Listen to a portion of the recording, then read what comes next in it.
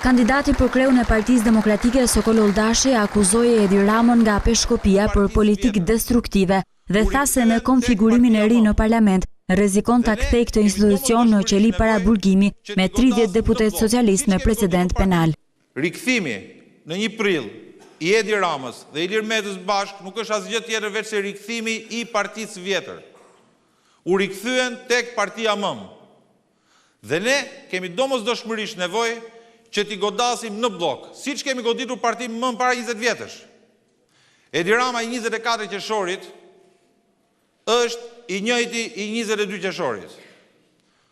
Është një prototip politik që kur ka qenë pushtet ka prodhuar korrupsion, abuzivitet, klientelizëm, është një prototip politik që 8 vjetë si lider i opozitës u pasqyrua të jetë vetëm një politikan destruktiv dhe së fundmi, me listën e paraqitur për deputet, ka bërë diçka që është e pahasur më parë, jo në politikën shqiptare, por kudo, një kriminalizim të skajshëm të forcës politike që drejton.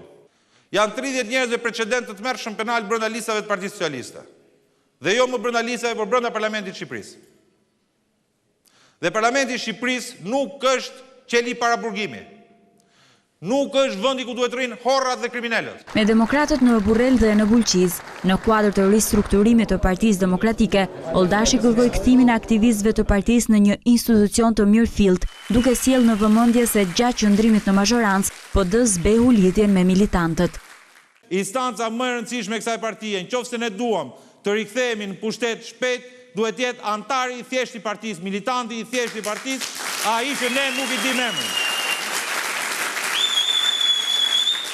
Në qoftë se ne nuk institucionalizojmë antarin e partisë i hallkën më të rëndësishme tonën, ne do të kemi probleme serioze. Gara brenda Partisë Demokratike, deklaroi Oldashi në bashkëbisedimet me strukturat e demokratëve në qarkun e Dibrës, është një proces që duhet të fokusohet më shumë në ringritjen e Partisë Demokratike, e cila, siç tha ai, ka bilancin e arritjeve më të suksesshme në vend këto 23 vite.